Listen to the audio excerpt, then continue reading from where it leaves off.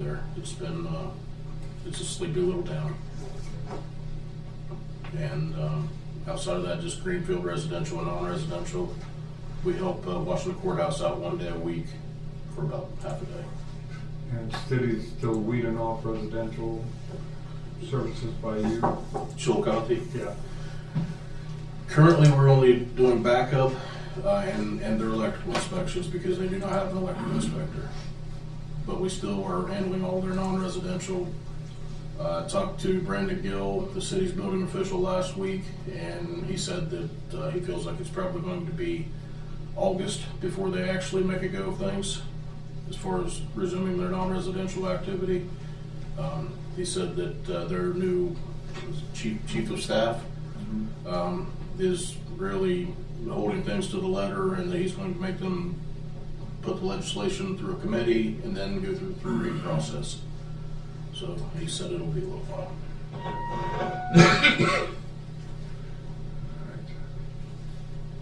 Who you got anything? No, I'm good, thank you. Okay. Thanks, Josh. Mark? As far as day-to-day operations, I gave you the monthly report there. You guys want to go over that. As far as incident responses, other than the day, we had no major responses that required a coordinated effort. Just an update on one of the 4 grants there. We did get fiscal year 2023 extended through May 31st. That ended March 31st. The amount of the supplemental, I don't think we'll find out till we do our reimbursement request to see how much of that was available. So as of April 1st, we're starting the 2024 grant. And since its approval, that was reduced 11% through FEMA.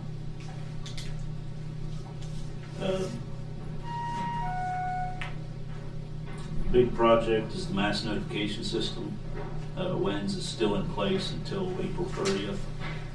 The new system is in place. We're going to conduct training Monday. So that should be up and going.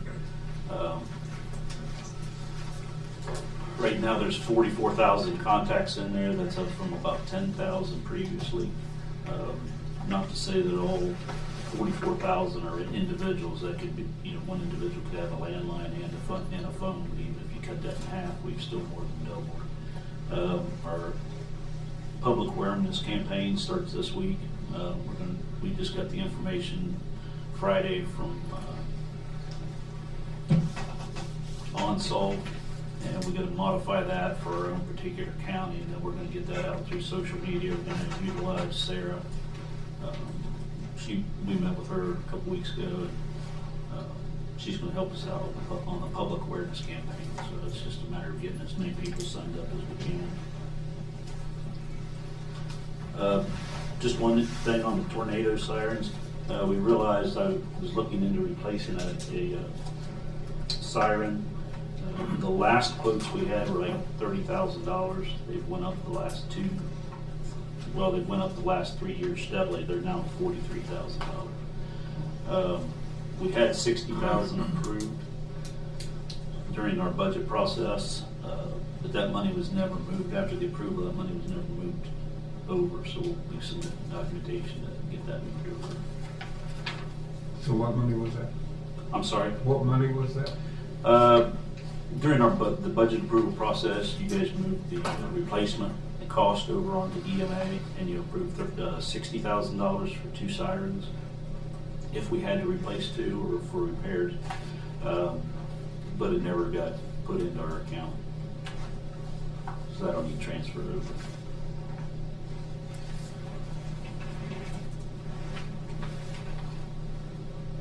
Coming up more and more. If any of you look through your budgets and you see things that you were promised that aren't there, I want to know about that. Now we need to have a review session on the budget. Because this mysteriously disappearing after what we approved is unsettling. Again, most of the information's there in front of you. That's really the most pressing stuff we have right now. You put a request in for training. Is there a cost to that? I know that you and Josh are planning on training. Or just- All the training that we attend is free. It's sponsored by FEMA or Ohio EMA. Is there any travel expense to that? Do you take in the car? There's no travel expense for me with my car. There's been a couple occasions where Josh has had to travel in his personal vehicle. He's been reimbursed for that. Okay, what's the plan for 2nd and 3rd of April? That's just, you've already been there. Yeah. Page 7, we already talked about. Oh, that was the Ohio EMA and Ohio EMA Association. Or it's the EMA Association of Ohio and then Ohio EMA. To be federally funded, to receive federal grants for the EMPG project, that's required by FEMA to be attended. There's also another one that's mandatory in Salt Fork. Well, I take that back, it's not mandatory, but we do that one by Zoom. For the training, so there was no cost to this at all? We gotta sign off on it today. No, I don't believe so. No? Okay. All right. And it includes all 88 counties, it's EMA directors, the National Guard, Highway Patrol. There's about 160 people in attendance. But it's actually required for the EMPG funding. And I indicated the ones that are required on We're all for training. The better informed you are, the better job you do. So. and then like the hazardous materials railroad operations over in Wellston, that one, well, obviously it's hazardous materials, but it also rolls into the LPC portion of it. The Jackson County EMA director has done this for about 18 years, maybe closer to 20. He was my EMA director when I was posting under there. And he's really into training. He hosts training, national training, even through Texas A&M and things like that. But everything we attend is free. Good. Kind of dodged a bullet this weekend. Got a call from Charlie prior to the meeting. He said all the roads in the county are now open. So, some like 23 North up in Columbus, and there's been a lot of roads closed down. Yeah, and I think we had maybe Penny Royal and West Junction, and I can't think of. Just Payne Creek and Poke Hollow, or Payne Creek and Poke Hollow were closed. Yeah.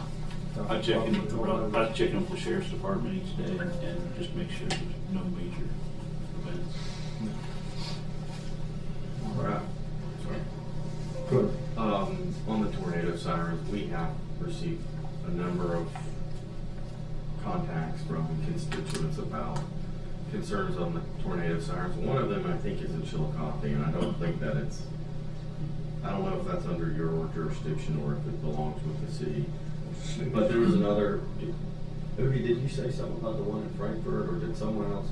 It was weird, because I stayed on the front porch with it all. I'm guessing wherever you've got those, especially this time of year, that's one where folks are looking and would like to get that addressed, and if it's an issue of documentation and encumbering the appropriated funds, we can help with that.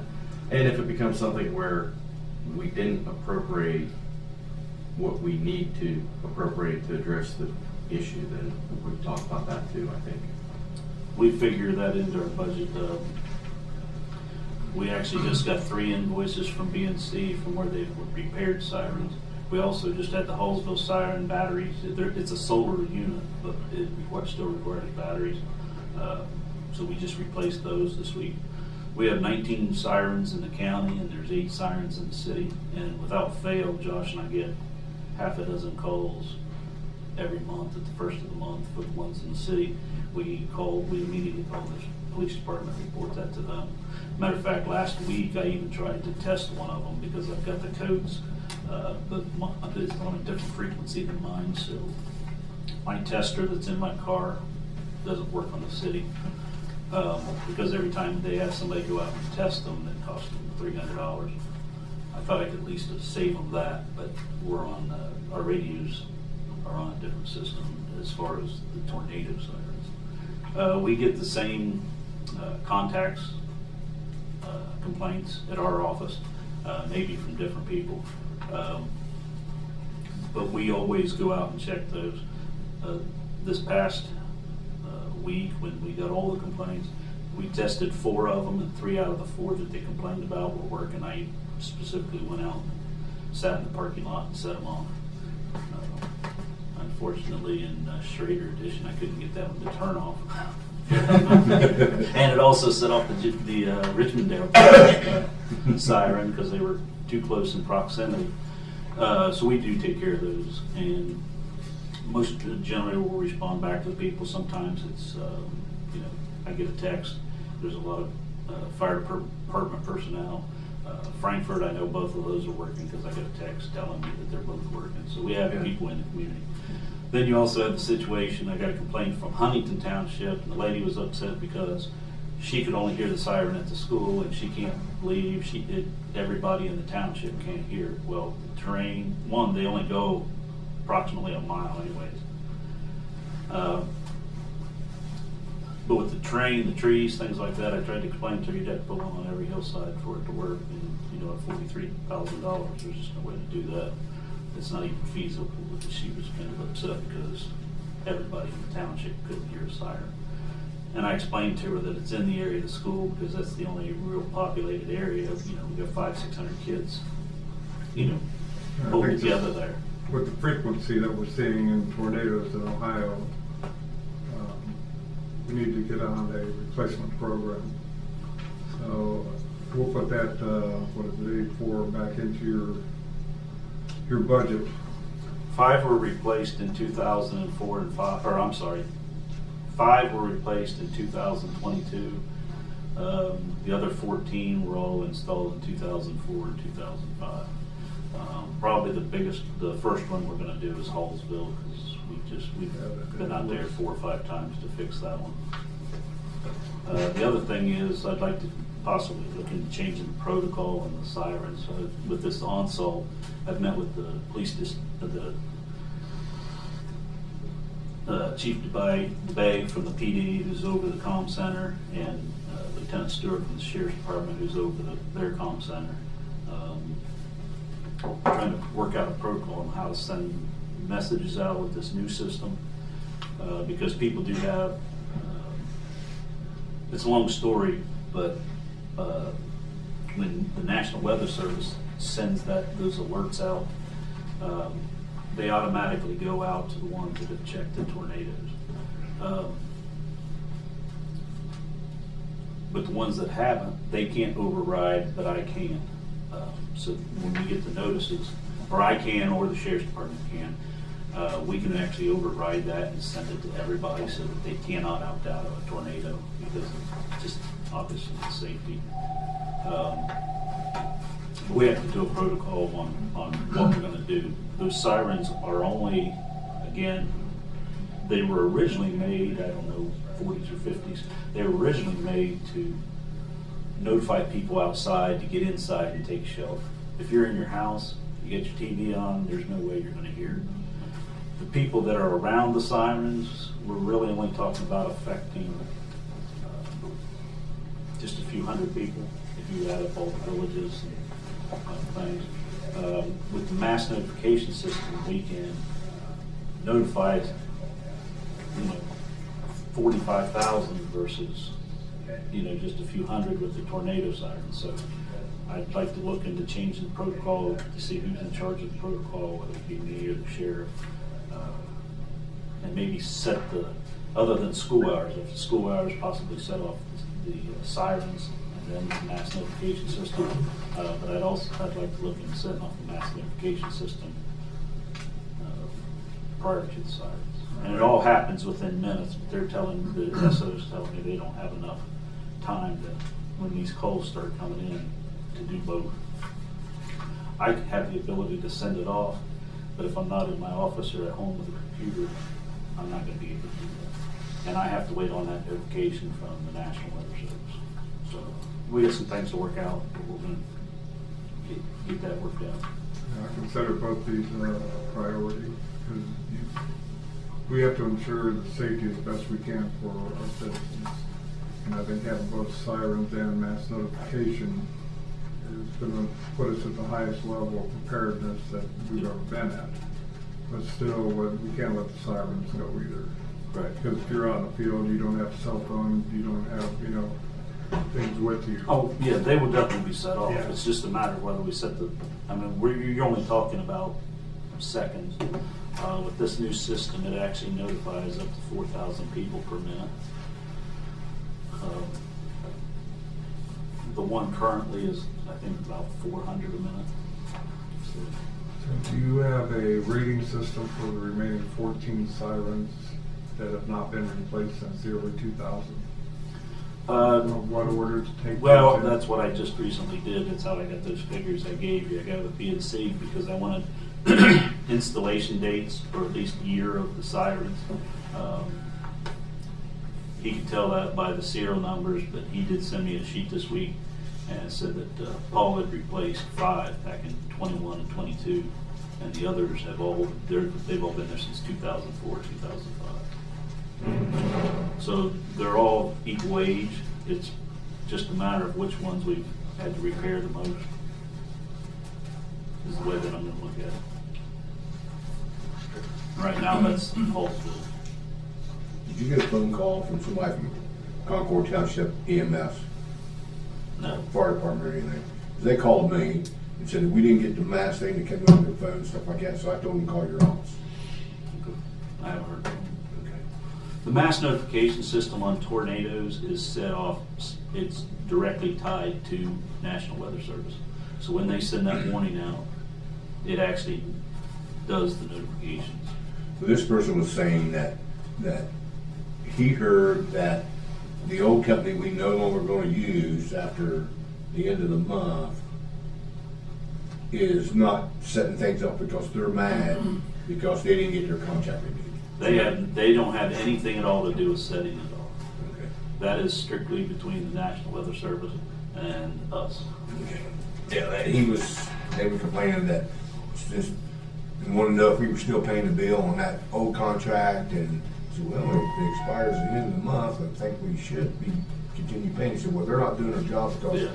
I no longer get. They provide the service, but they don't have any control or say what we sent. Okay. Neither does the new company. Okay. I mean, that's strictly on county officials. I think sounds like you're on addressing those concerns and yeah, I'm going all the way back to what you said before. It's not feasible for everyone in the county to be able to hear a tornado siren. I can't hear them at my house unless I'm outside listening for it. Listening for it. I don't think that's what we're looking for, but to make sure what we've got works, and it sounds like we're making big strides with this new notification system. So now's the time to do it. This time of year is tornado time, so. We set a record last year. Yeah. The previous record stood since 1996. We surpassed that. Okay. Any other questions? I'm good at things. Yeah. Thank you, Mark. Appreciate it. Andy? Apologize, I might be a little slow and all that. Mostly projects that were going on. Finished up the RMM in remote monitoring management, which is just a fancy word for remote tech support, patch management, things like that. Finished the security project rollout, antivirus stuff. We then also partner with an outside company who daily reviews logs, monitors, things like that, which was really advantageous, with other things going on in county offices to have that if it ever came to us. Got an email from Ohio Cybersecurity Stuff. It's like the Ohio Persistent Cyber, it's a ridiculous name, but training and continued education stuff. So signed up for a couple things through there. There are 2 directions I'm going to go and do both of those just to sort of see what merits there are to it. But it's supposed to be sort of toolkit stuff or kind of technical first responding stuff. So again, sort of advantageous given the recent stuff. All those are going well. We're going to start doing VoIP rollout over at 15 North Paint beginning of the month. I'm kind of recovering here, and then going to start physically rolling out a dozen or so phones over there, testing how well that'll go. And if it works out again, it's going to be the model for other offices to slowly absorb and roll us into one decentralized phone system with some more modern features that users have been asking for. And then obviously the conversation we had about the unauthorized access to mail over the court stuff, I have no new information on that. I understand you guys will probably have a Yeah, we have a meeting. PowerPoint read to you guys later with. Can you come up here at 11 o'clock when we have that meeting? Sure, happy to.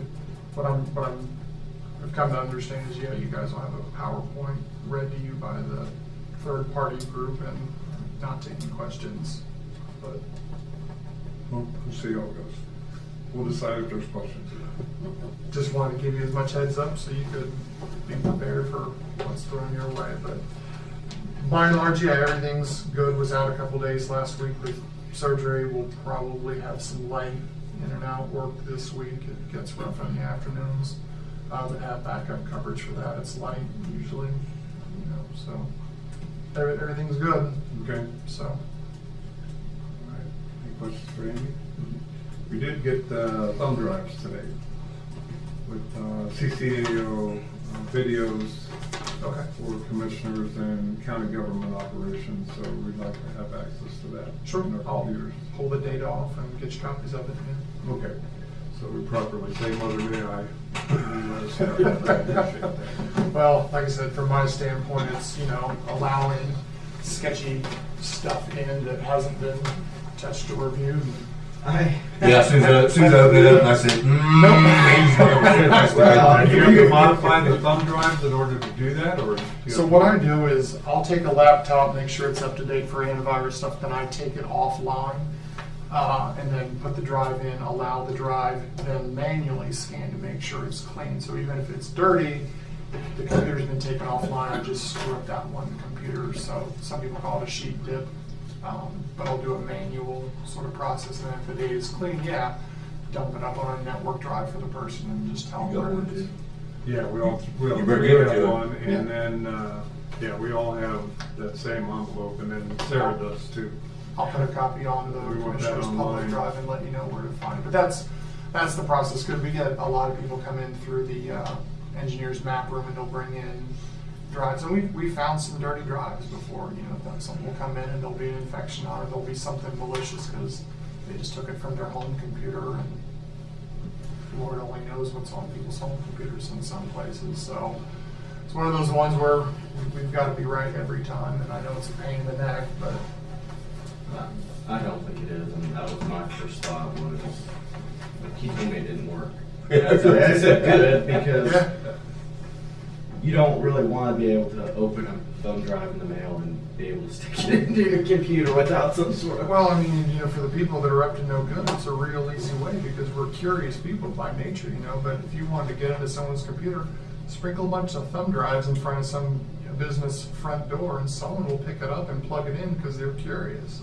Or put someone's name on it, Put David's name on it and see if David picks it up and puts it in.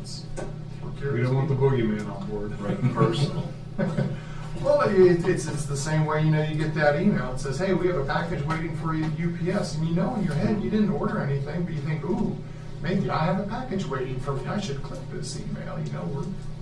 We're not all that hard to trick, So, anyway, I'll review it and get it up to you. It's probably fine. All right, Devin? Yeah, on a little different topic you guys aren't really used to me talking about, and that's floodplain management. So since we've had a little bit of water here over the past few days, I think it's worthy of bringing up that all of our citizens can go to rosscountyohio.gov/planning, and you can search for floodplain information by address on there. It'll take you right to FEMA's floodplain mapping resource. And you just type your address in, and it'll shoot out a map. It'll show whether your property's in the floodplain or not. But you can easily access that through our planning and development website.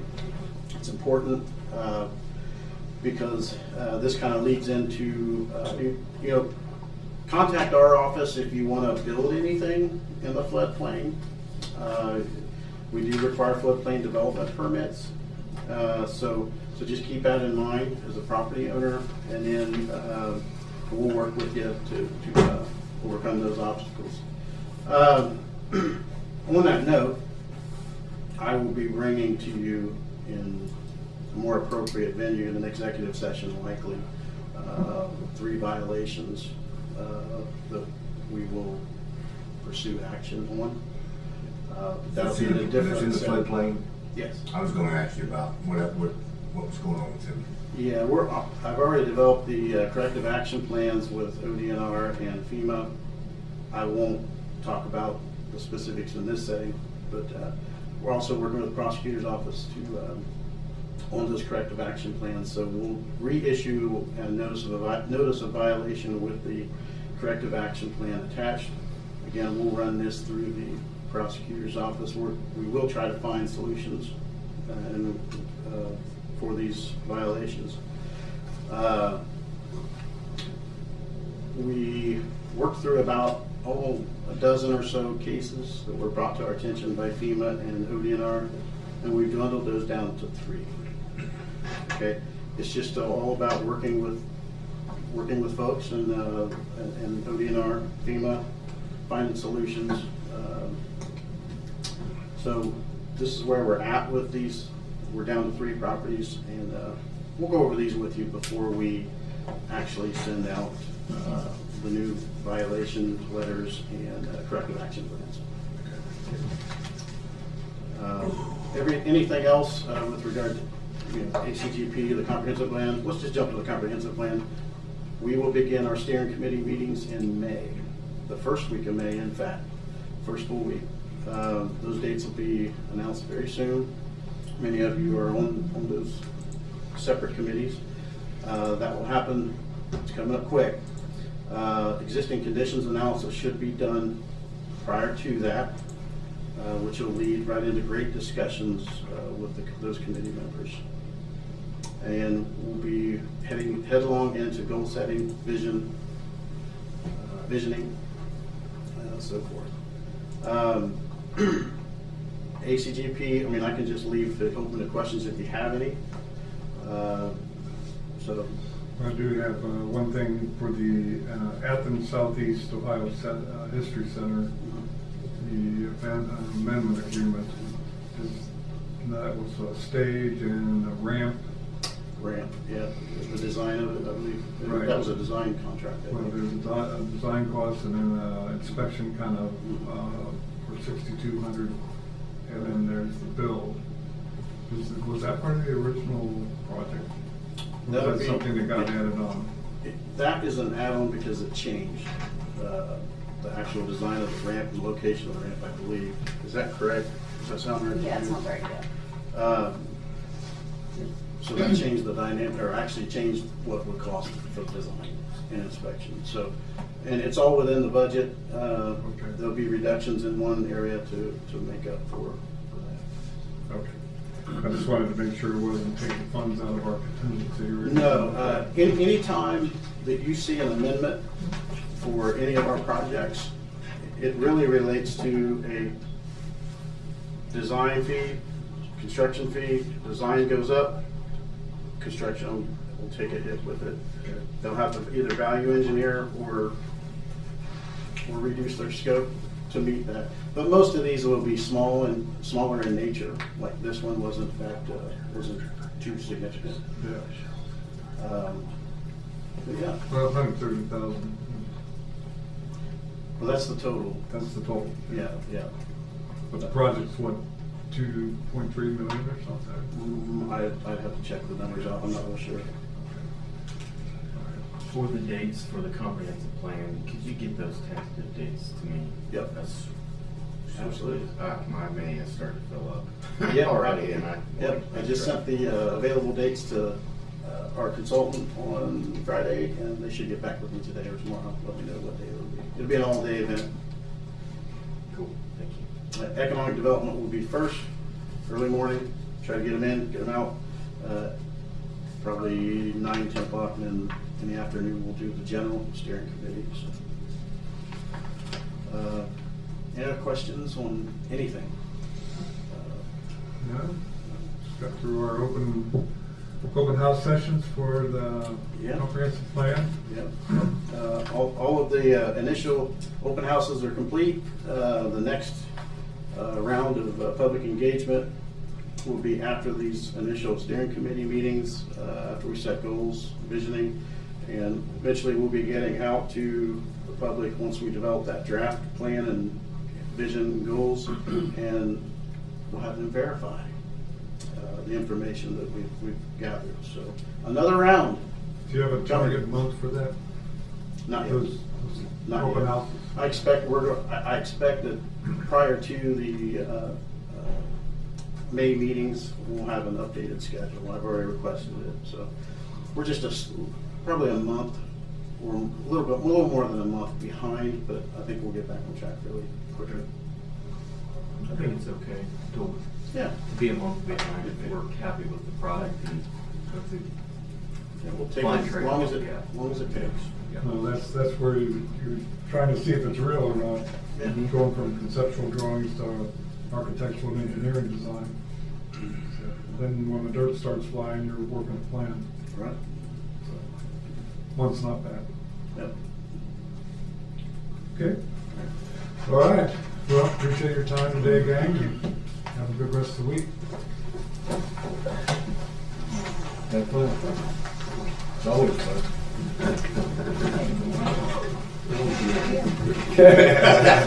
Well, good Monday, guys. Where's my cigar? Waiting on my cigar. I'll bring him in. As soon as we get one. As soon as you find one as a trash, we'll bring it in for you.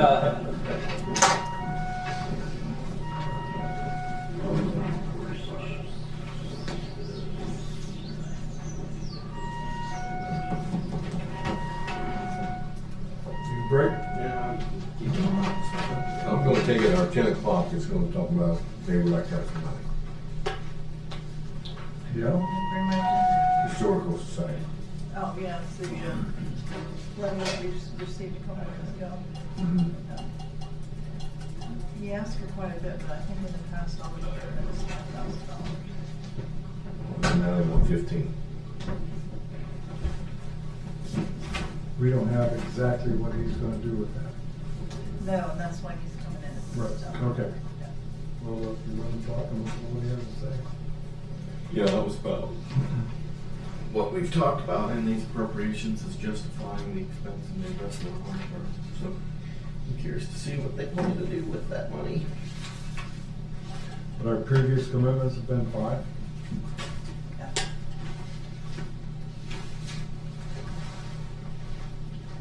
If I can remember. Because I remember it. Let me see.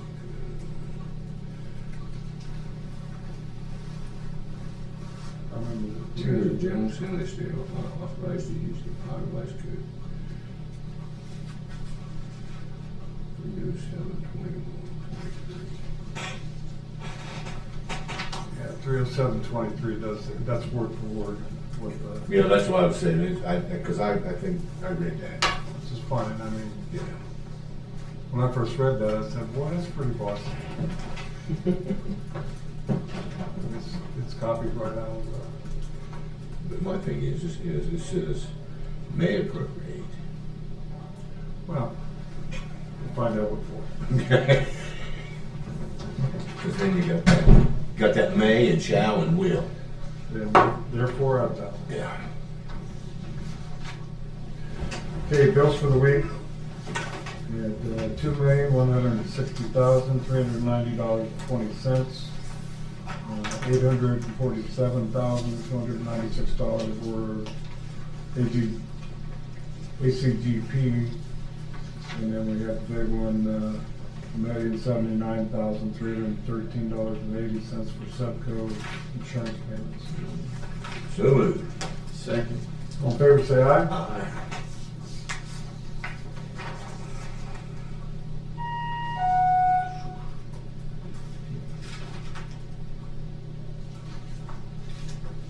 And now, $19,763.81. Most of that was Spear Mechanical. I'm just, Repair. what's the T in landscaping? I'm sure $666. that's for the Chillicothe sign out there. Mulch.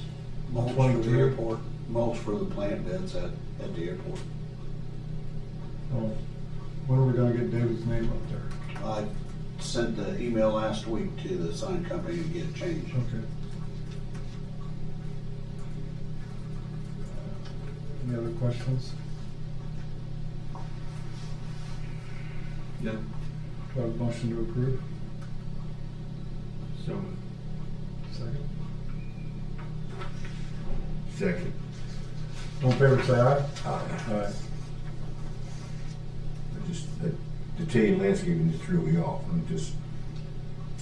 We buy mulch, we buy, he's got that supply Supply there. that's out there. Instead of going all the way down on Bridge Street, if they're up there by the airport, they Yeah. just get the stuff there.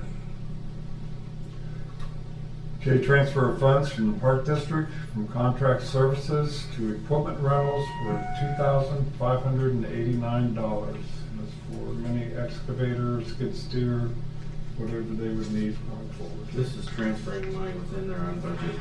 Right. Yeah, so moved. Second. All in favor, say aye. Aye.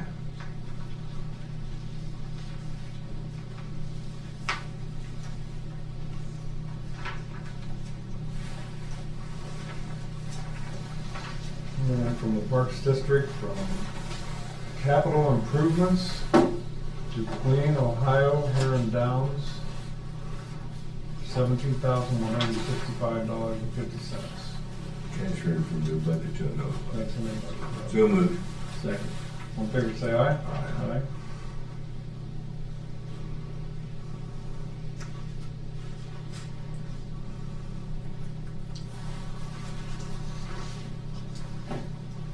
Transferring funds from the Bucks County Commissioners from general fund to unanticipated emergencies legal counsel, $20,000. So moved. Second. All in favor, say aye. Aye.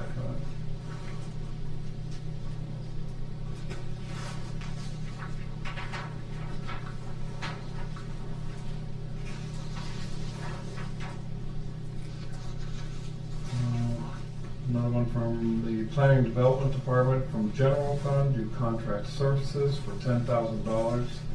This is the paid legal services and traffic engineers related to economic development incentive. That's the enterprise zone TIP CRA. So moved. Second. All in favor, say aye. Aye.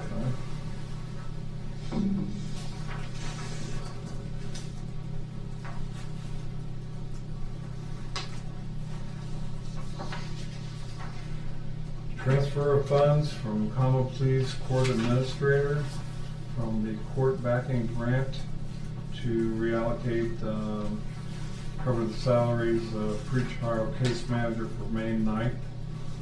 And that's a total of $639.52. So moved. Second. All in favor, say aye. Aye. Aye.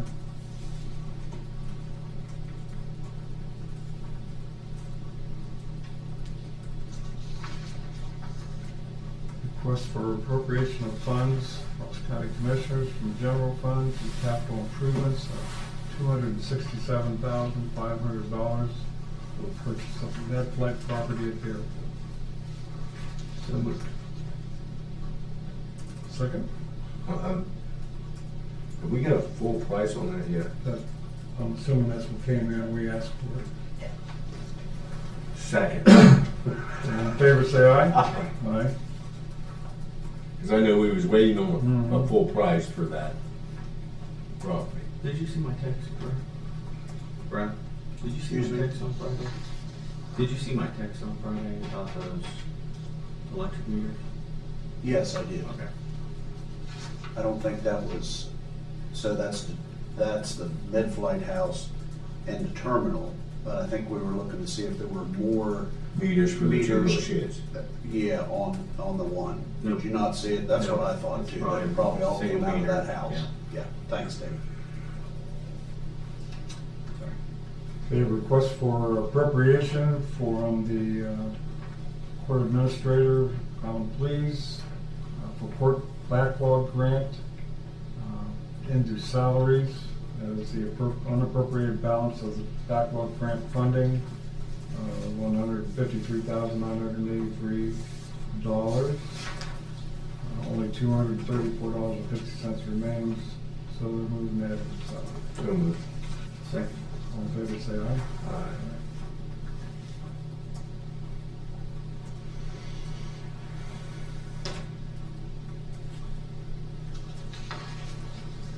And then from Ross County Juvenile Court, from Care and Custody Fund, they're removing the 2005 allocation of funds into Ross County CASA, Keys to Success at Chillicothe High School, and the ISBH, and the total there is $84,940.04. So moved. Second. All in favor, say aye. Aye.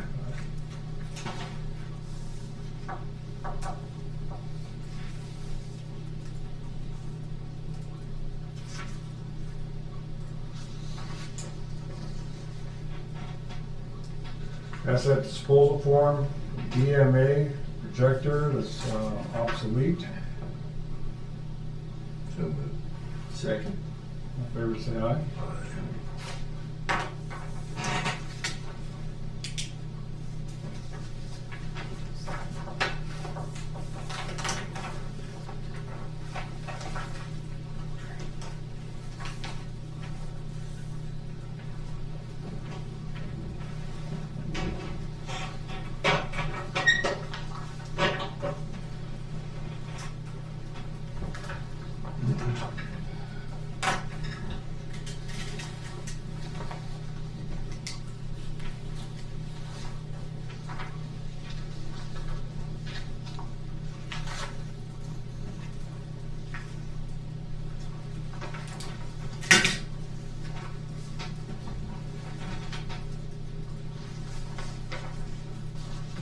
Authorization for the training that we talked to Mark about. That's mandatory at the EMA spring conference that they've already gone to. So moved. Second. All in favor, say aye. Aye. Traveling tunes there, what's going on there, Barry? It's from Jim Hatfield, actually. It's kind of dim music right there.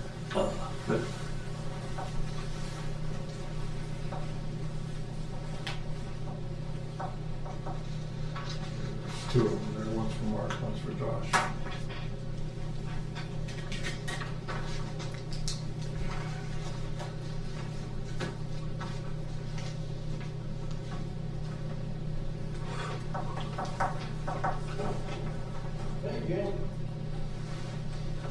You were late this morning. I was. We'll forgive you. We were talking about you before you got here. Yeah.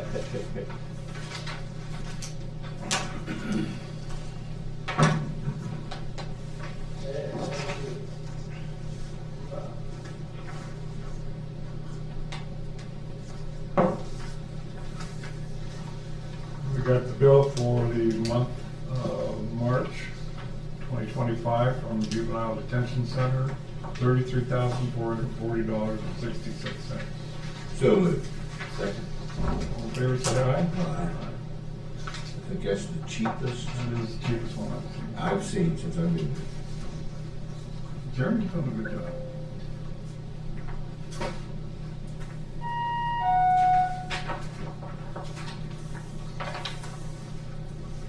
And this is the resolution to appropriate the property at the Ross County Airport for the Medflex building. So moved. Second. All in favor, say aye. Aye.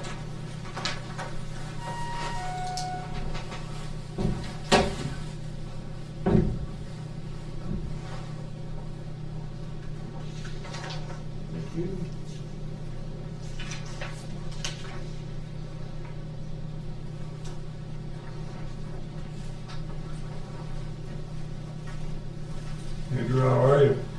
well, how are you? Good, good.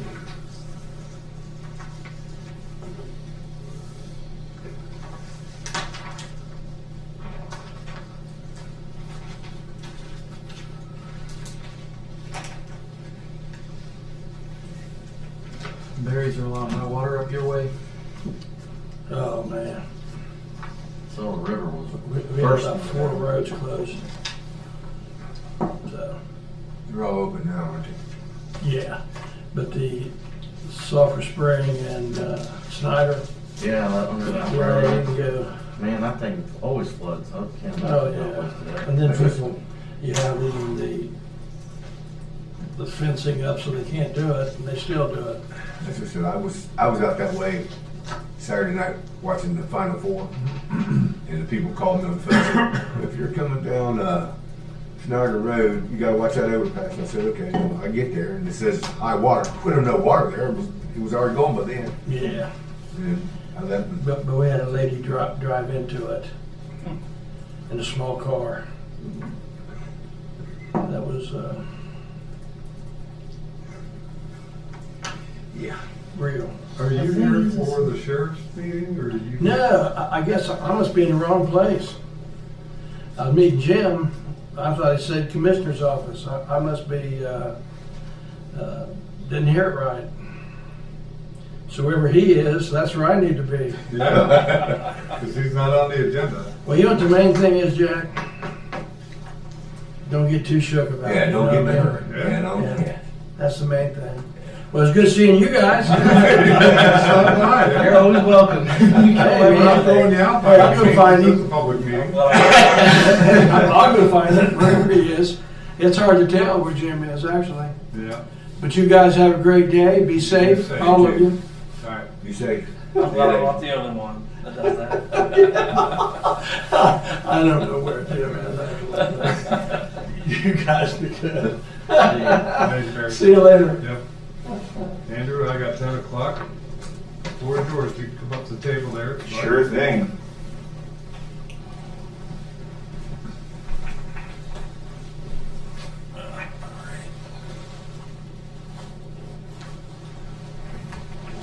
All right, well, thank you guys for having me today.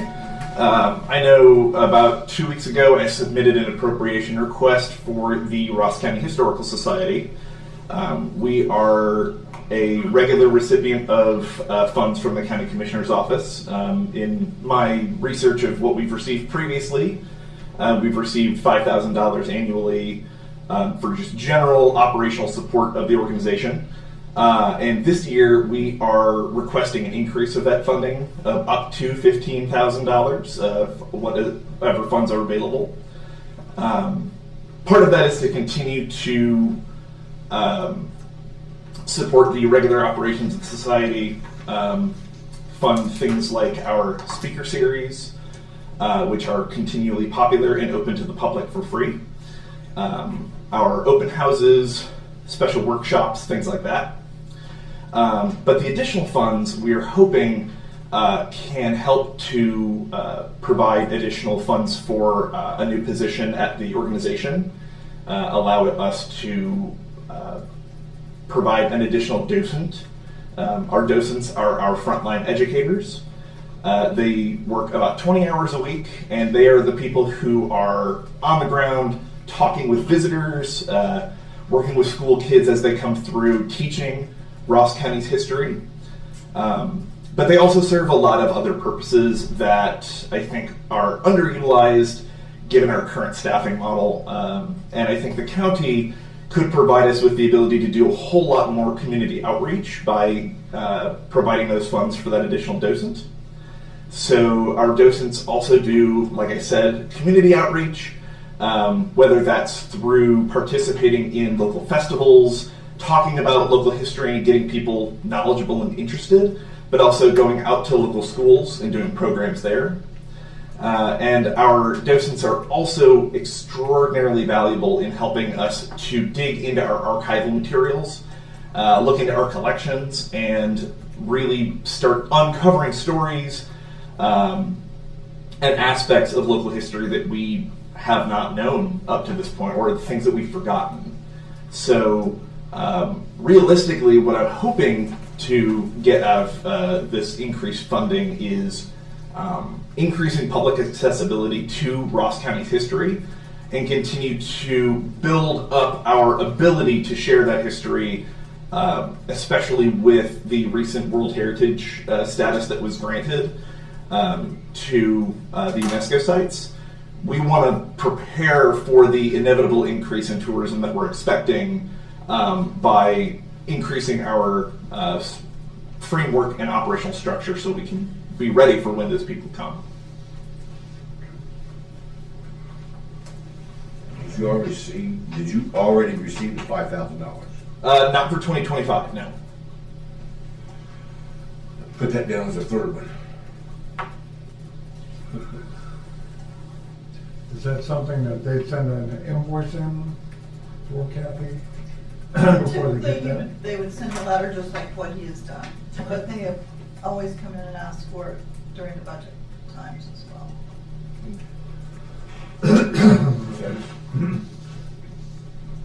Any questions for? I do, because that's what we put it in the budget. Yeah, I think we just make sure For the 5, yeah.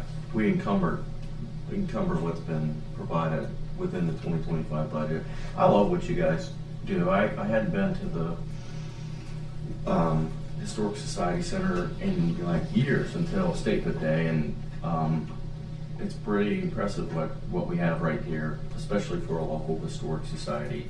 I have no problem making sure that we encumber the funds that have already been appropriated for 2025. I'm open to, but not ready yet to pull the trigger on an additional appropriation, just because I want to think about all the things that you just said and analyze what we may be able to do or not be able to do. But I like all of the things that you said as something that the Historic Society should do in terms of being more outward facing and making sure folks know what we have here. And especially as you look through and what we've got. I spoke with one of your board members when I was visiting about your archives and the number of things that we have. We're talking some about our own records and some of the things that we have that are public record in the county that are now historic, and making sure that we do what we ought to in preserving those, not just what we're legally obligated to do in terms of maintaining records, but at some point that turns away from a public records management endeavor into kind of a historic preservations endeavor. And if you look back in some of those closets, you'll find record books from late or mid 19th century, here and downstairs in the jail. So yeah, I'm glad that you came in to discuss what you're thinking, and we can make sure that that 5,000 is encumbered appropriately for sure.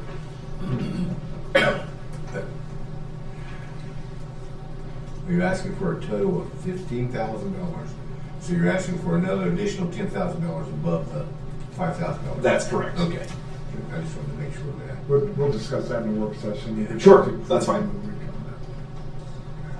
I just appreciate the opportunity to come in. I appreciate the consideration. I really appreciate that the county commissioners does provide regular funding for the society. I think it's a good opportunity for the city and the county to show that they value and appreciate local history.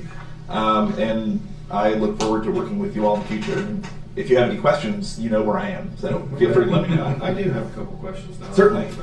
What's your percentage of funding from public to private?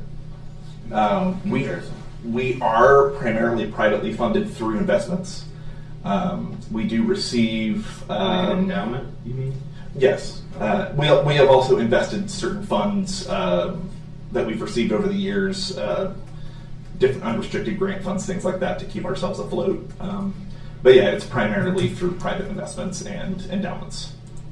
And so the county is a regular contributor at $5,000 a year. Correct. What are some of your other public dollars of support? What other entities support?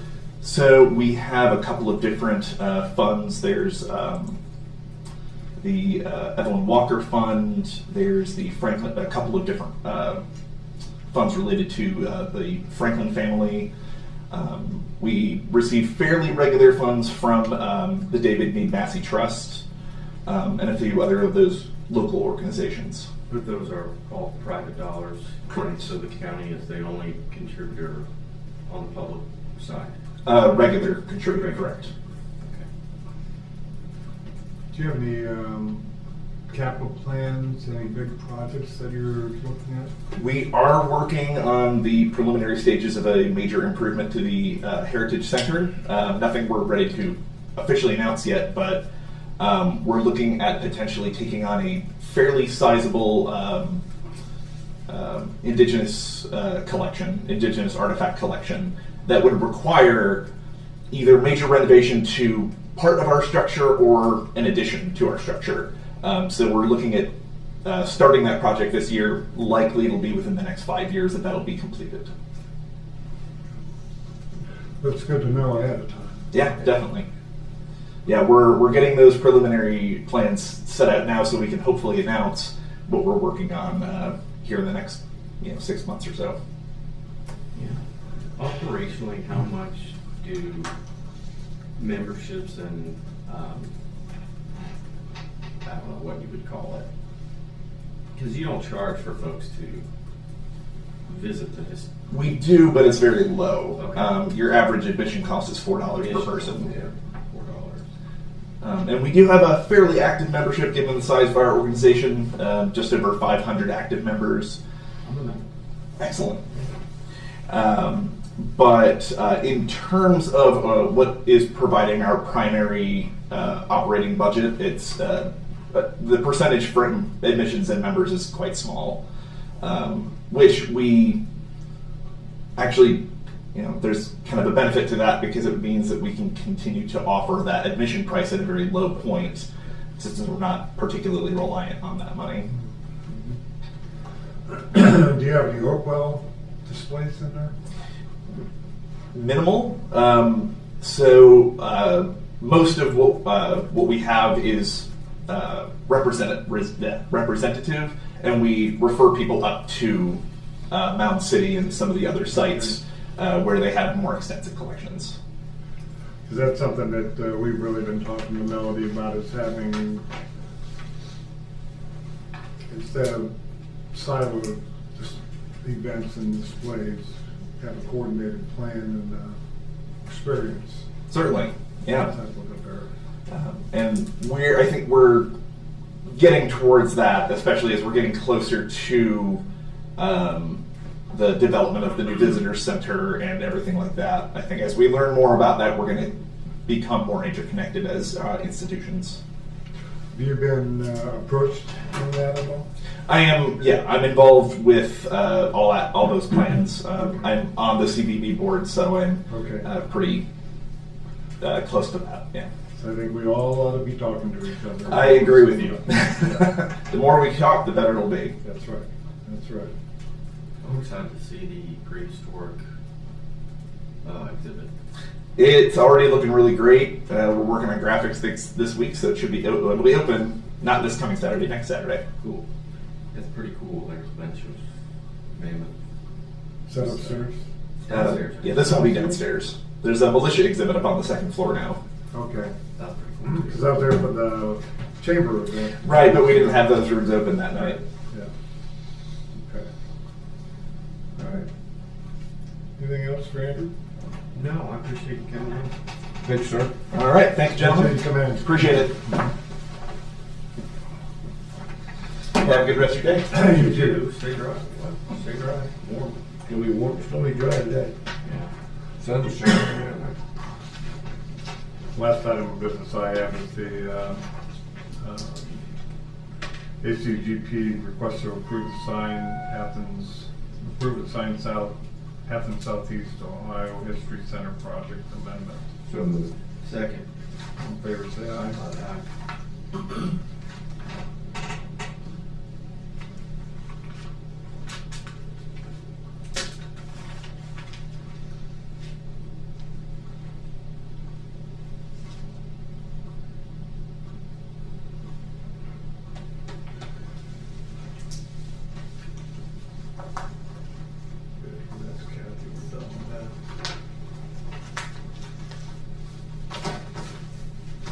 We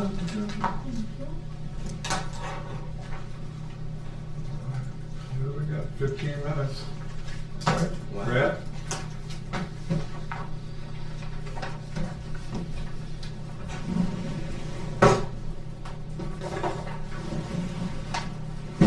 Make a motion on minutes of the last meeting. Second. All in favor, say aye. Aye.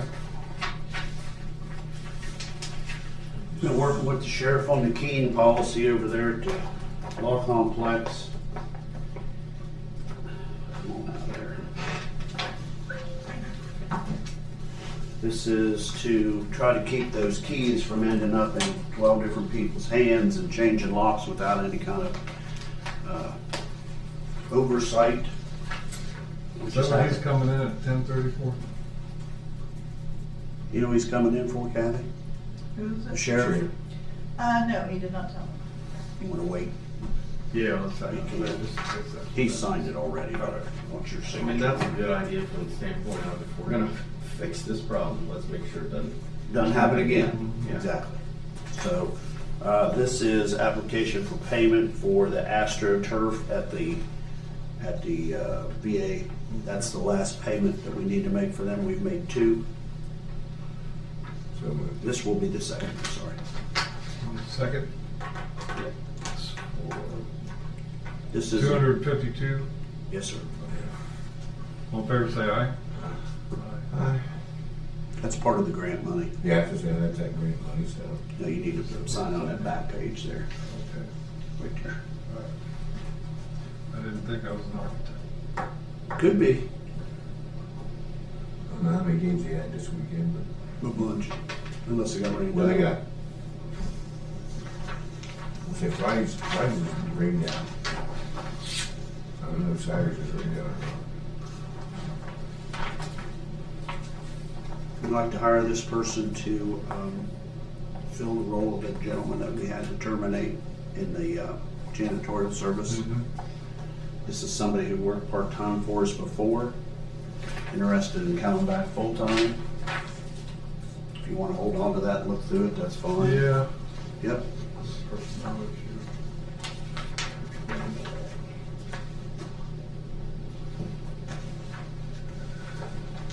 Time sheet. so moved. Second. All in favor, say aye.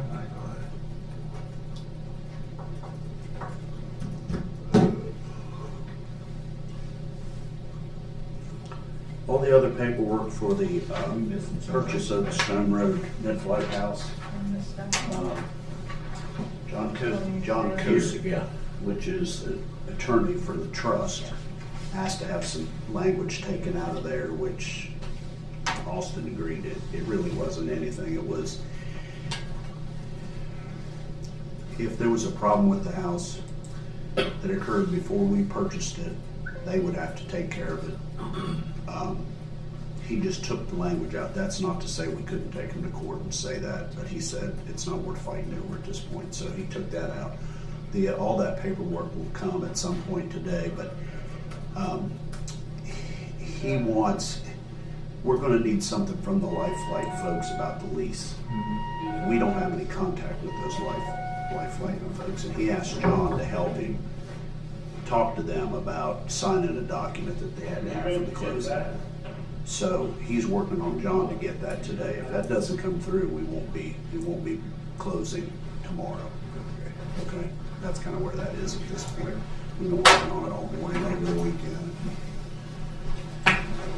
Sheriff, you want to talk about that with the commissioners?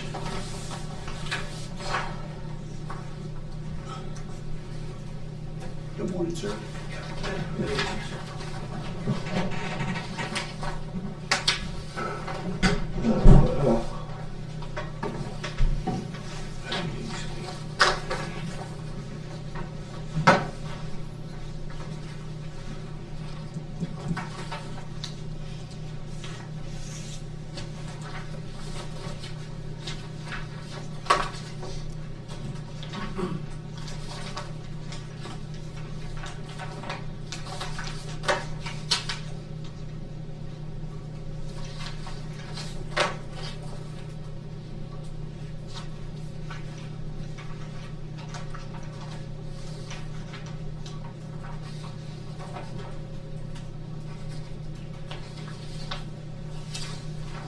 Is that what you came in to talk about, or is it? No, I came to talk about something else, Okay. but we can talk about this too.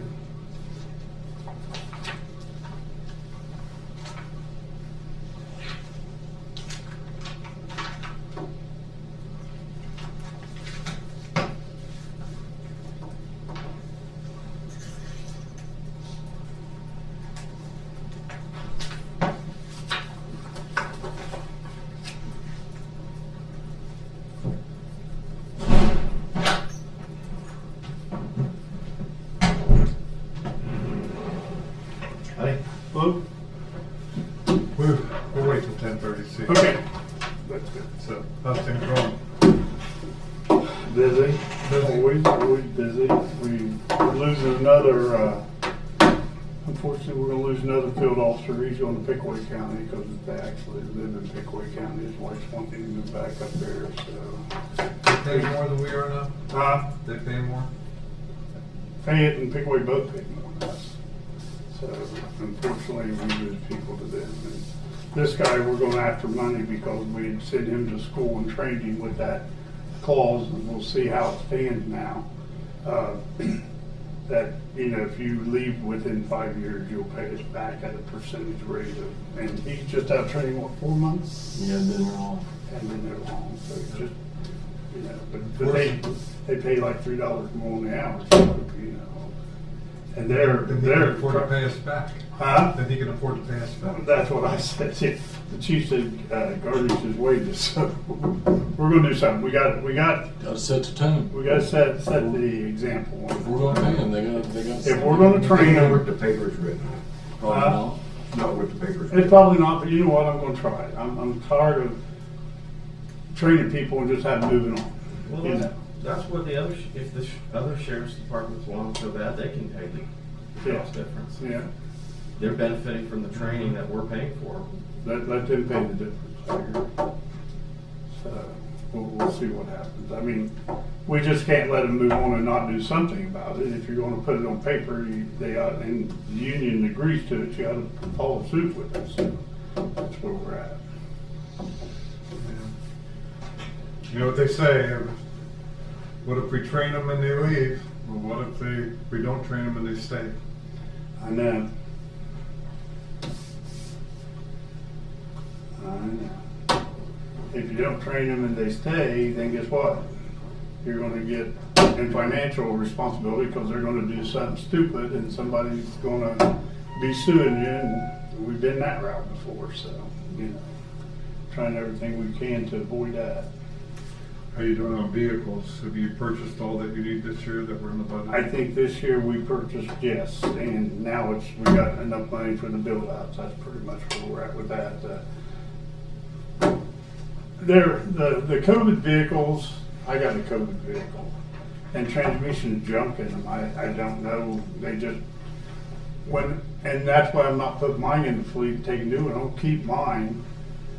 Because you gotta start the car and let it warm up 10 minutes, because if you try to put it in gear and drive away, you ain't going nowhere. That doesn't help an emergency. Just sits there, just sits there. I mean, What brand is that? it's the Ford SUV, you know, and we've had problems with them. Yeah, on the COVID year, where the plant was, you know, coming and going, every car that was built that we had from COVID, we had to replace transmission in. Now I've nursed mine, so, you know, I didn't know that. yeah, yeah, every one of them. But guess what? They're not on the recall. So imagine that. Imagine that, yeah. Yeah. Jail project coming to your satisfaction? Do what? The jail project coming to your satisfaction? It looked really good. Of course, BAD signed off on it. They thought it looked really good. And, you know, Brad, he's class act. I mean, he came over, he didn't like the weld, he shut it down, he got the people in there, did it good. This last time we looked at it, it was exceptional. I mean, man, you got a smart man there. He kept us surprised at what he was doing. He's got a lot on his plate, but he does a great job. Don't say that when he comes back in. He'll be asking for a raise. Well, he deserves it. But he does. He comes over there and helps us out tremendously. So what percentage of that is done? You've moved to bigger cells now that, Well, we still got some more women's cells downstairs. We moved like 5, we thought 7. We ended up moving 5 to Fayette County so we can get the downstairs done and be done with that. Then we'll start bringing some men down, and then, of course, we can house some in the jail, so. Did your head fit through the door? George just said you didn't know what the heck you were doing. I hear it all the time. Okay. Thank you, George. You're welcome. I told them about you coming over there stopping that well project, so we got the right guy in there, and they did fantastic. I mean, those cells really look good afterwards. That's my job.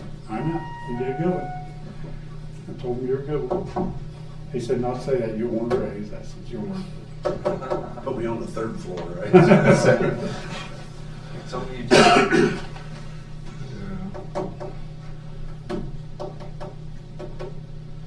There's, let's discuss this before 10:30.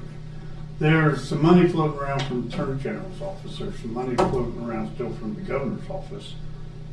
Would we be interested, if we can get something, of doing that upstairs? Would you guys entertain the additional personnel to put 40 more people upstairs and open doors? Because before I pursue this, I gotta know. You may have to bring them up to speed, because I What's your don't recommendation? think any of them. So on the last remodeling project, we could have had 40 beds upstairs in the gym that we're not using, other than to move some people up while we do the renovation on the walls and stuff. We also have looked at bringing our one-dayers in there so that they're not going in general population. But at one time, you remember how much it was? Not off the top of my head, but I've got it all somewhere. Yeah. I mean, we've got it boxed up now, but I think for several $1 million, and if we can go after grants, we could put a double, they'd have to put metal on the floor up there to reinforce it because it wouldn't support the weight. but it's all designed. They're all designed. We could put 40 more cells, dormitory styles upstairs. It would be stacks of 220s, okay? Yeah, Yes, 210s. still in the city, still mess. I still like 2 to 10s, see. George. 10 on the bottom, 10 on the top, 2 inmates in each. Yeah, 40 So- inmates. So 40 inmates, Yeah, 20 cells. 27. And it would be direct supervision, unlike we are right now.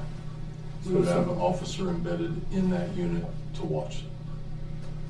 So, I mean, that would take care of probably our housing project, and maybe let us take some more inmates in from other people to make a little bit of income off of that.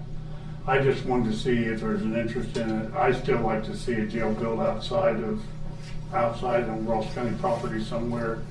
I'm not gonna see that in my career here, so, it's just something we better be looking forward to, because we're outgrowing this jail. We need to get that on our list.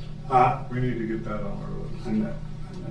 And right now, there's funding available. I mean, you just gotta watch for it. Fayette County on theirs, they took theirs through the agriculture, USDA, on a 50-year low-interest loan, 50 years, and Vern said his will be paid off within 2 years from now. And they've had it, what, 6 years, 7 years?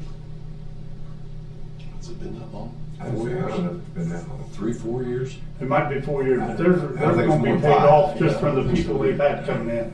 I mean, that would have been the way to do it. I didn't know if that program's still available. But 50-year low-interest loan, I mean, it And half gives that you an money we opportunity. paid. Is it half that money we paid? Well, yeah. Well, I mean, it is what it is. I can tell you, there's one judge, and Washburn's loading up jail, and I gotta agree with him. I mean, what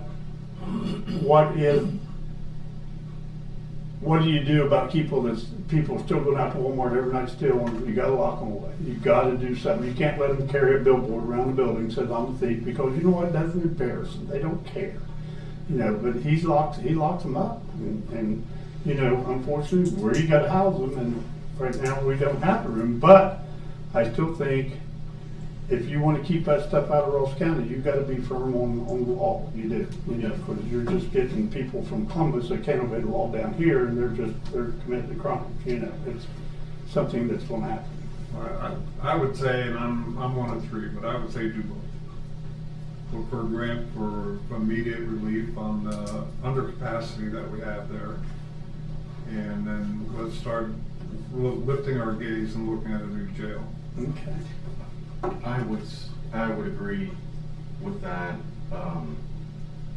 First of all, in the new jail, I don't think there's anything stopping us from having that conversation. I think you guys have shared it's long overdue. I think we agree it's a problem we need to start solving, and I think solving that problem solves a lot of other problems, because we've got a jail downtown. You hear that from the downtown business community, how that's just a challenge on their part. We don't have capacity for what we need here in the downtown anyway. So I'm all ears to explore that and to set some goals on, maybe it's not immediate, but nothing happens if you don't have a plan, or it's a lot harder. Let's start planning for it. But I agree, I don't think that the two conversations are mutually exclusive. I think improving what we have, absent building something new, is good.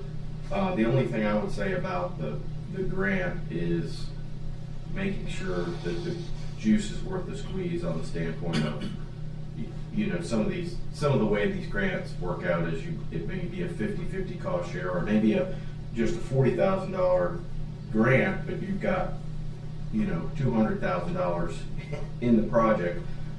That would be kind of where I would want to analyze it and do the analysis of, you know, how much. We don't want to get a grant that ends up costing us money, so we can also analyze, you know, if you think you're going to have 40 more inmates, it's pretty easy to compare the cost of what we would otherwise be paying someone else to take those 40 more inmates. And you know, any new construction is going to be different than what we have. What we have now, we've kind of piecemealed together where it takes us more people to stand posts, you know, because you got the 7 positions that you need now by the BAD rules of filling those positions. Now you got the infirmary. Now, then if you get that upstairs, that's going to be separate. So because of it's not strategically designed to use less people. You know, Fayette County, they use less people than we do, because guess what? It's built around a nucleus that this guy can see everything. Yeah. And that's the way they're doing new construction. So, I mean, it's worth having that conversation, because I think you can cut down on your personnel cost and still maintain a facility. I'm very interested in this. You know, I know that Lawrence County, the sheriff there, Jeff Lawless, he was throwing a fit last time I talked to him, because the government was giving him $40 million, and he was upset because Lawrence County commissioners would not agree to the $12 million that they would have to put in on it to get a new jail, and they just... They had to give the money back. Huh? Didn't they give the money back? They gave the money back. They gave the money back. But they gave them $40 million to build a new jail. We need to get people off the street and keep them off the street. I know. And, you know, like I said, times have changed, and if we don't take a hard approach on what's going on as far as crime and start dealing with it on a hard level, at least an adequate level, let's put it like that, crime is going to be rampant here. I mean, we're seeing it. It's It is rampant here, and one of the things you pointed out, and I agree, is that we haven't had room in the jail. And I understand some of that even goes back to the Kasich administration and changing the requirements of felons being housed in prisons, and, you know, we're still living with all of that. So I'm all ears for a new jail, and I like the idea that, or the fact that you pointed out, a new jail would cost less to operate because of the modern design and the requirements of who has to be on duty to maintain order, or whatever the proper term is. But yeah. I think we would have some more leverage charging for city inmates with the jail being out in the county. I agree. Yeah. I agree. And then you go after the county utilities too, you know, the water and stuff, I think would be a lot better than offset by what the city is, so, my opinion. Well, I think you got our opinion, so what did you come in here for anyway? Okay. Can we talk now? First of all, this is what Paul brought up before he left. This is the outer doors. Of course, we applied for a grant for all the lock mechanisms, and Paul Hall come up with a design issue that cuts us down from 40,000, I think, to 20,000. You know, Paul's not here. I'll have to research and see. I think that was going to be 40,000 to replace the outdoor cylinders so that people couldn't breach the jail. So I will check that and see. But this would have to be funded through the county, and we talked about that prior to the grant. And again, I'll have to get with Paul and see if the grant paid this back as it went along, or if this was over and above the grant. But we did apply for a grant. We're waiting to hear on that. And I would say with what we're wanting to do, the grant would definitely, we would be available for that grant. Another issue I'd like to talk about would be personnel, so I would request going into executive session. Sure. Do we have a motion? I'll make the motion, according to Ohio Revised Code, to discuss county personnel. We'll move into executive session at 10:35 or something like that. Second. Second. All those in favor say aye. Aye. Aye. Does this mean I have to head out? Yeah. Yes. Yeah.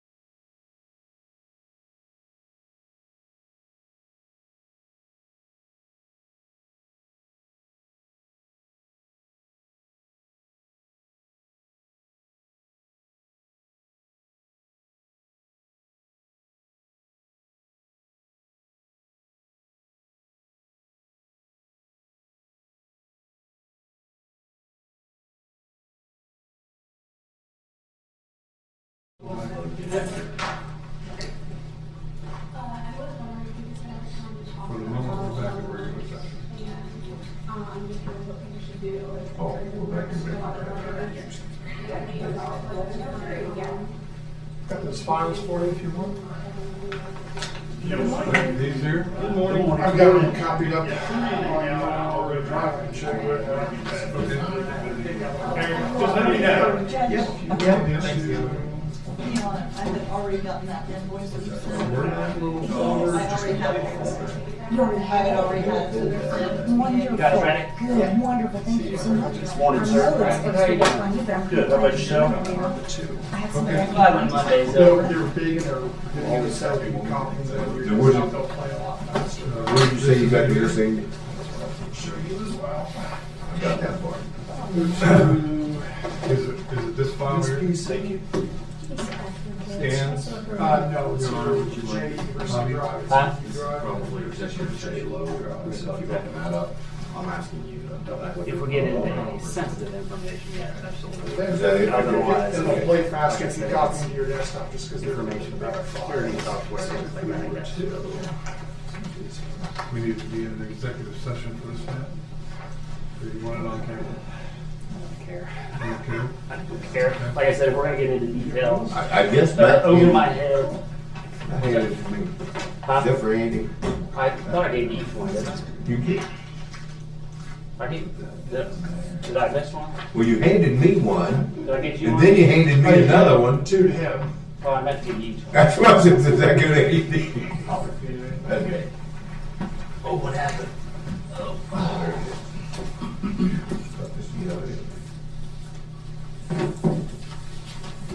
Ready to roll? We're ready. All right.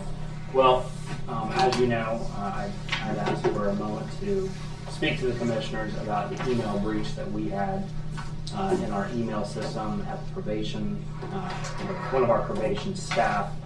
That was the head of our probation, Brandon Puckett, who was actually out of office at the time. He was in Michigan, apparently at a water park with his kids at the time of the breach.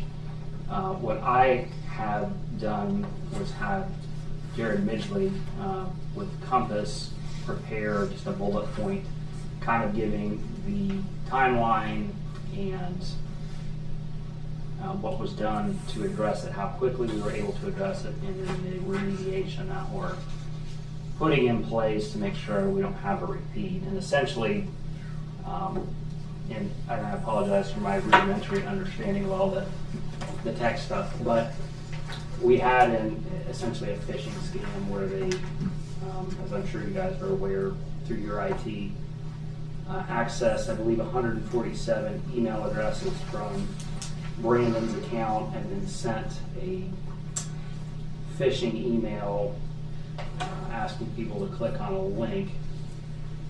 That was shut down pretty quickly. None of our accounts' sensitive information was accessed. I believe there was only a small number that even clicked, 22 users clicked on what's called the OneNote document that was sent out. So I'll take any questions I can, answer the best I can. We are satisfied that it was quickly remediated, and we're taking measures to make sure it doesn't happen again. Do we know how they got in? No, I don't. Open the back door, can you? Something like that. Yeah, if you have a better explanation. My understanding was from the logs, they weren't able to pinpoint exactly how they got in, but it was through, there was no access to the computer itself, it was only web-based. So they accessed through Brandon's 365 and OneNote, web-based. So they did not get into his actual computer.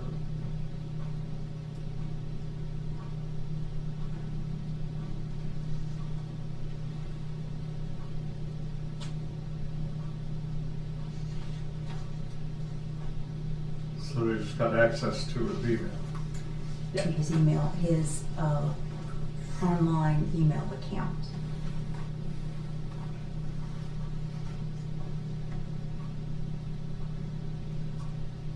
How What kind of protections do you have for the eval? There were protections, some in place. Since the court has authorized the expenditure of some funds to be able to upgrade those protections. So my understanding, again, I'm not an IT expert, but we are upgrading our Office 365 subscription. We've added additional endpoint security for all users. So this is across the board, not just for Mr. Puckett, Officer Puckett's email, but for all court users. And our IT service provider has also added endpoint security and monitoring software that was beyond what they had before.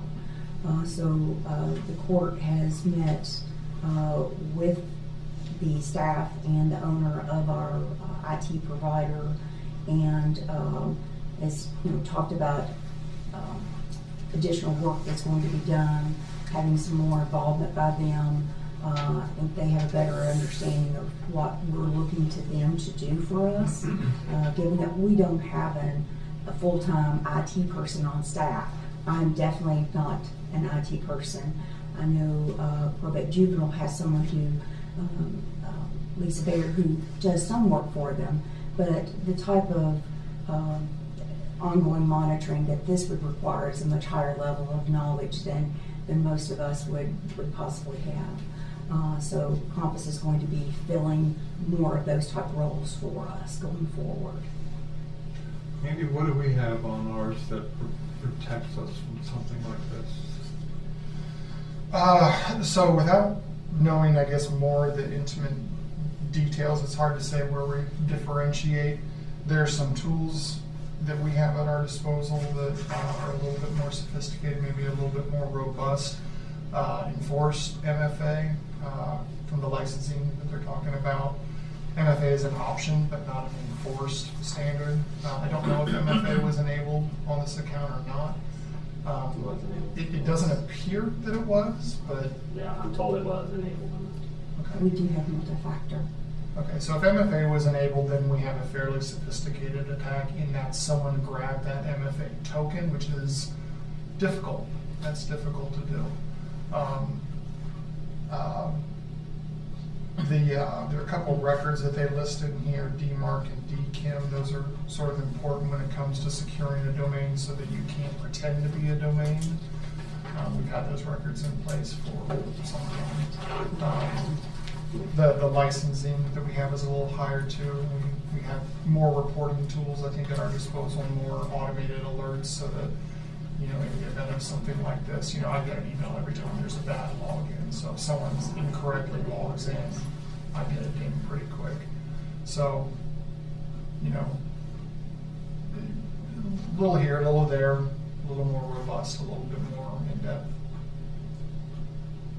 And I failed to mention that we have added the DMARC that Andy mentions. That is something that we now have added to ours.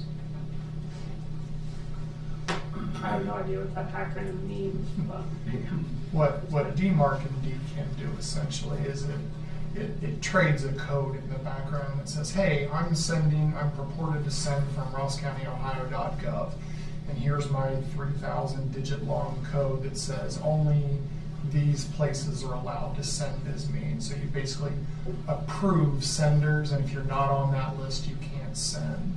So it's, if UPS came to your door, you're asking for ID, employee badge number, you're calling HR, you're doing all the verification that this person who purports to be them really is them.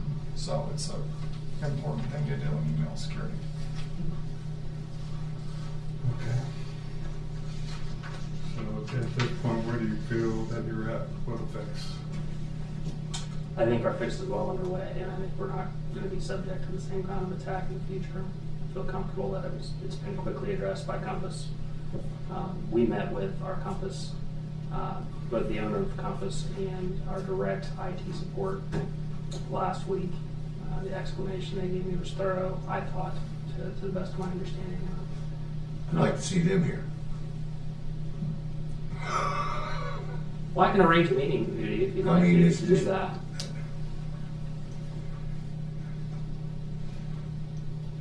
their system failed. On an email. Right. It failed. And we're really not up to snuff. I'm not up to snuff of what goes on with all this stuff. With somebody hacking into a computer or something like that, or attacking my computer. And it doesn't seem like the two of you who came down here to talk to us, you're really not up to snuff on it. Well, I'm not an IT person. I I'm know. a judge Yeah. of the court, and I came up here to make a report to the commissioners Right. with to the best of my ability Yeah. because of the relationship that we have, and I provided you with PowerPoint or whatever, a point by point for what I have. If you would like me to provide an executive session with our IT person, I'd be happy to do so. I was just thinking that maybe that your IT person would come here and try to explain to us more of what happened. If that's what you would like to have happen, I can make that happen. We'll have to arrange for him to be here. Like I said, if we're going to do that, I think that would be an executive session kind of a thing because it's going to discuss sensitive security information. So, I'm How much willing to do overlap that. is there between the court system and our system? Pardon me? Precious little in terms of day-to-day operations. We maintain access control, door locks, cameras, things like that. That's about the only direct overlap I think that we have. We still have building-wide Wi-Fi for maintenance, janitorial, visitors, guests, yourselves, if you took your laptop to other areas. The courts are welcome to use, you know, the guest network is free for all. But in terms of email, internet, computers, software, there's no overlap in terms of the basic day-to-days. So you're satisfied? Yeah, the overlap, to my understanding, between the county and the courts was the email contact. I know some of your county users on their email were contacted by the spam attack. And Yeah. we certainly have wanted to lock that down so we don't have a repeat of that situation. And we don't certainly want to put the county or anybody else at risk. But in terms of our own system, I'm comfortable that it's been locked down. Okay. We're not at risk. I'm not concerned about that. But again, if you have concerns that we're going to affect or infect the county system, I mean, I will provide the IT person so you can go over that. If you're satisfied with it, we'll. I'm comfortable with Yeah, it. this isn't a micromanaging exercise by any means. Well, I don't want to get into that, but I don't want to create a impression that the county's at risk because of the two that, because of our system, so. If it's not inappropriate to just air a comment or two, first of all, I appreciate I'm probably the least wanted to be heard from voice on this matter, and I don't mean to come off as anything other than just genuinely concerned and wanting the best for everyone involved. There are things in here that don't track. There's some things in here that, I'm trying to think of the right word, are a little sloppy that make me concerned. But I think the overarching problem that I have in, I guess, the way it's thought of, presented as a single email, a single, web-based compromise. Having someone's direct username and password, and then apparently at this point MFA access, is the single greatest threat you can have. I'd rather have a computer compromised. And the reason I say that is email tends to be the mode of any other password reset. If I had someone's username and password, I can then initiate any number of other password resets based on that because I'm getting their real email. So if I wanted to talk to Chase Bank, hey, I need a password reset. Great, we'll send a reset link to your email on file. I have that. Or if I'm trying to access, say, CourtView or a federal system, a state system, most communication is done through email. So having access to that and seeing in this report where there were forwarders set up so that if a message came in, it automatically got redirected to the attacker, that's sophisticated. All right, I'm going to again say back to the micromanaging portion of it. if you want to have this conversation with the county's IT person, go ahead. I'm not here to do that. And again, if commissioners want me to sit down in an executive session with our IT person because you have concerns, I will gladly do that. But I'm not here today for a review session from somebody's outside provider. I'm not doing that. So, do you have any more questions for me? If I could just say real quick,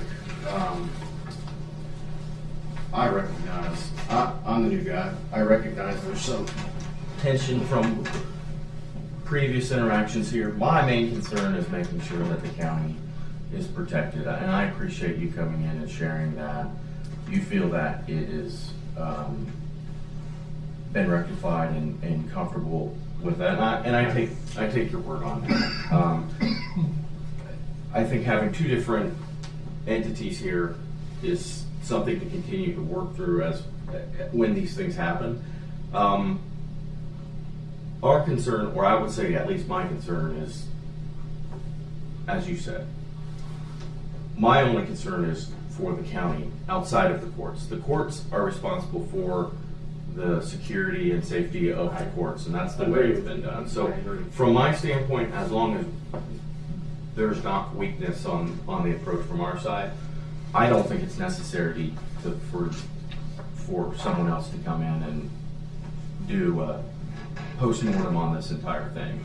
I will just continue to say we want to make sure we protect our side of it. So, and I don't blame you. And we feel the same way about our end. And if there is something that the county suggests that we implement with regard to our email communication with the county that's going to add to security, we're certainly open to suggestions. So, I mean, we don't want to, like I said, we don't want ourselves corrupted, and we don't want the county either. So if there's a, between the two of us, measure, and that sounds funny to say because we're all working for the county, but if there's a measure that can be taken, or if Mr. Wetterson has suggestions about how we can protect our communications back and forth, I'm certainly willing to listen and open to suggestions, and we'll implement whatever would be practical to do. Yeah, but I think it would be reasonable to accept that there is no guaranteed way to completely prevent someone from trying to attack your system, no matter what system it is. That's always a potential. All we can do is be vigilant and implement the best known devices that are available at this point in time as we go forward. Because there are people out there looking to do bad things, and they spend all day long thinking of those things. So I just, I appreciate that this was not a worse situation, and it kind of just brings to light. It's something we just have to continue to be vigilant of. yeah, and I would highlight, I think we should be partners to the extent that we can be in protecting ourselves. Well, I agree, and there's a lot of communication, where this affected us on a practical sense, not from any loss of data or anything, is for a brief period, we had email communication between the courts and the county employees shut down, so that inhibits our communication. For my court, it's most important with the prosecutor's office, because we're constantly communicating with them. So whatever we need, and the sheriff's office as well. So whatever we need to do if there's additional measures, we're certainly open to suggestions. We appreciate the update. Thank you. Thank you. While we're here, just excuse me, this was on a couple of matters, in case I'm not here when you get to it. I have a request on to transfer some funds around out of one of our grants, and also to appropriate the remaining balance of one of our grants. You already sent it up to us? It's already been sent up to you. Wonderful, thank you. I just wanted to make sure you didn't have any questions. We're trying to finish that grant up this year.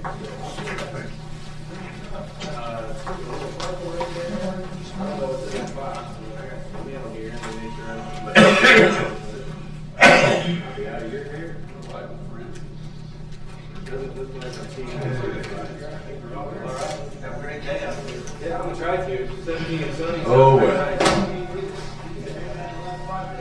Sunshine outside. Yeah. We need some windows in there. And there were probably Jessica's in there. Yeah, there's more to the story. Yeah. I'm gonna call Devin and see if we can get him in here earlier. Well, I think he's bringing people with him. Yeah, he's gonna bring people in. So we got Well, that. that's worth a shot.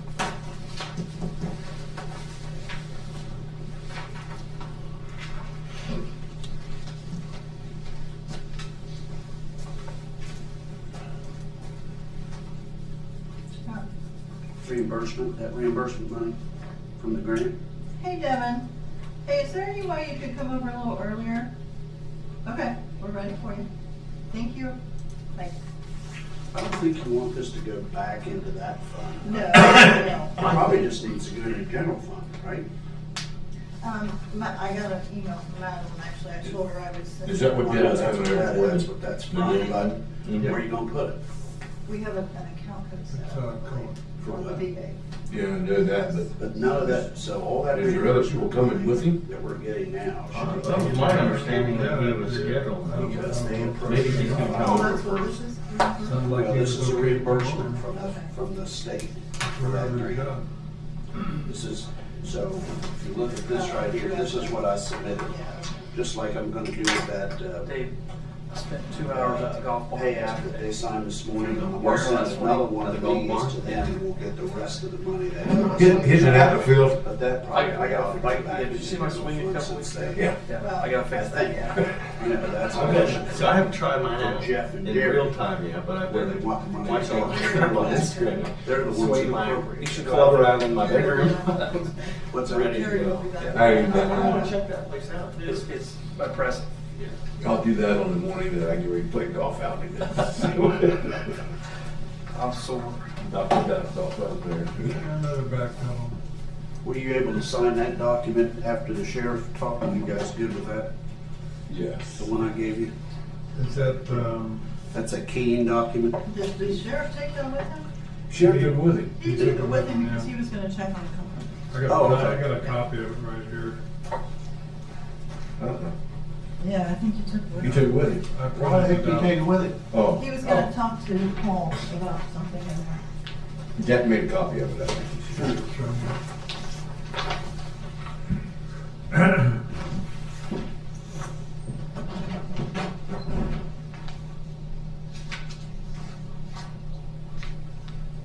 I was just making a suggestion that if you had a problem with your computer system, when you bring the people with you who's in charge of that, IT people, I don't know what There's the so division much, is there for anyway. there's so much tension there, Rudy, you know. I mean, I didn't notice that too much, but just, that's minute compared to what it's been. Mhm. yeah, but me and the other Jeff went round and round for a while. Do you guys have a chance to look at the ski procedures? I don't have a problem with it. Yeah, I looked at it. It's okay. So motion to approve, second. All in Yeah. favor, say aye. Aye.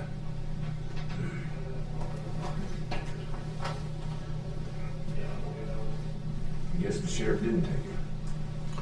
I also sent you guys something from Michael Baird, or Michael Mhm. Burns from Burns. Baird, or whatever. I seen that. Yeah, No, we really don't want to hear that. he's saying that you ought to get a better rate now than you would have, because the stock market's falling through the ground, right? You know what he's saying? That's the way I read it. That's the way I read it too. Do we want to wait, see if it's going to go all the way down? That's the question. Yeah.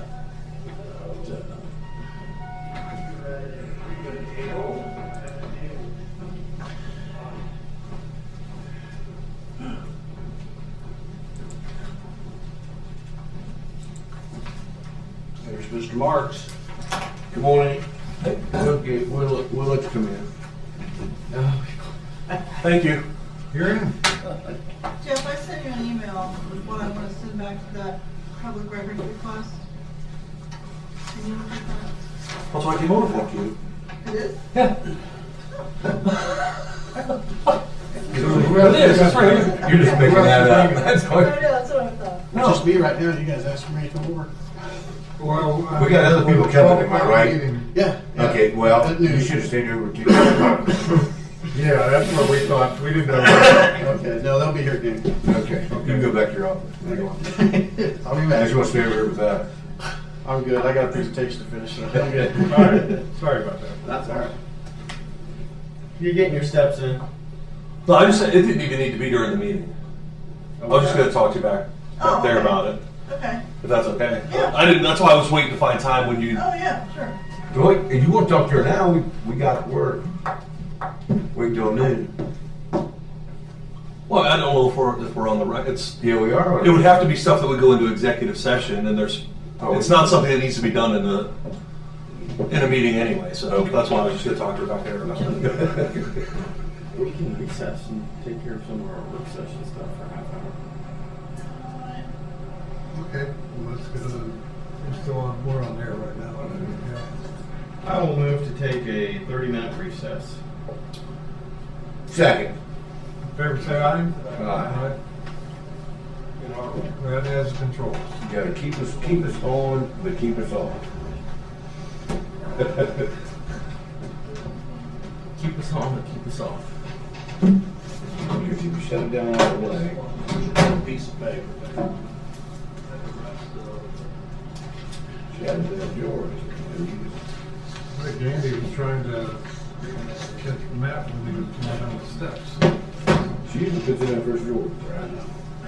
He was, I don't disagree with him.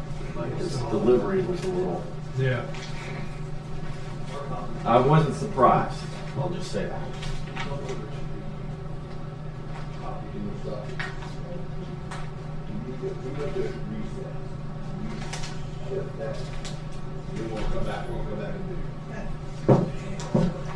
Where's your plate?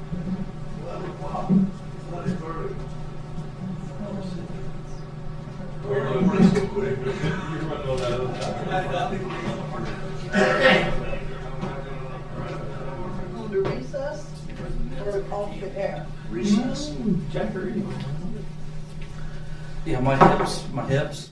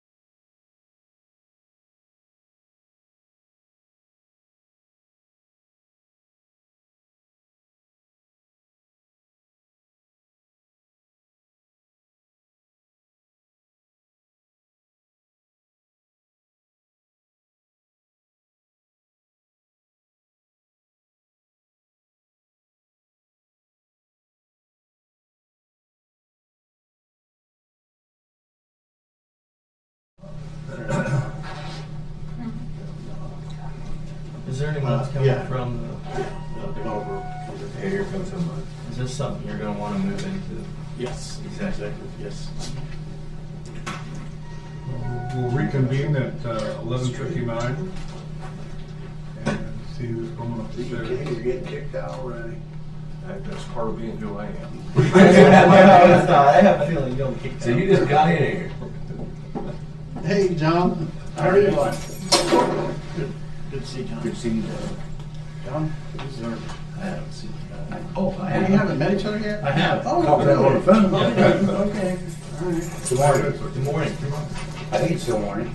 Yeah. Just for one more minute. One more minute. Not now, I got 12 o'clock. David Glass, nice to meet you. Jeff Keverson. John Keverson. Nice to see you. Hey, I'm Jim Love. See ya.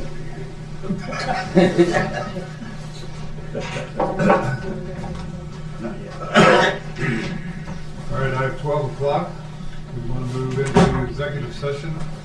Yes, I'd like to make a motion that we move into executive session according to Ohio Revised Code, the carve out for economic development and an application for development assistance. Okay, second? Second. So we go into executive session at noon. Those are welcome to make yourself at home if you'd like.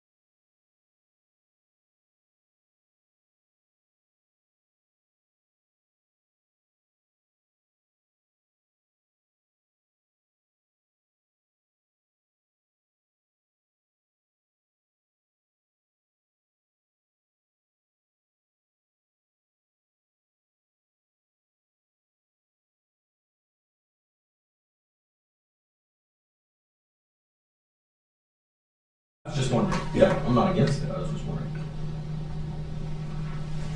Okay, so I'm gonna take a motion to hire Patricia Bell. Well, we gotta make it. I'll make a motion to come out of executive Okay, session. let's do that first. I will second that motion. All in favor? Got 118. Now, do we have Yeah. a motion to hire Patricia Bell? Yes. Yes. Second.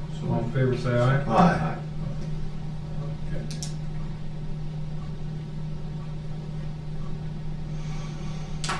You got anything else? That's it. I'll make a motion to adjourn. I will second that motion. All in favor, say aye. Aye. Yeah, Thank you. yeah.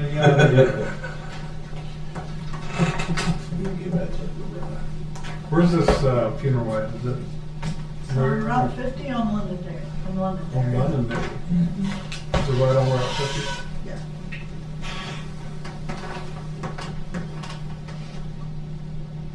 That's at 2 o'clock.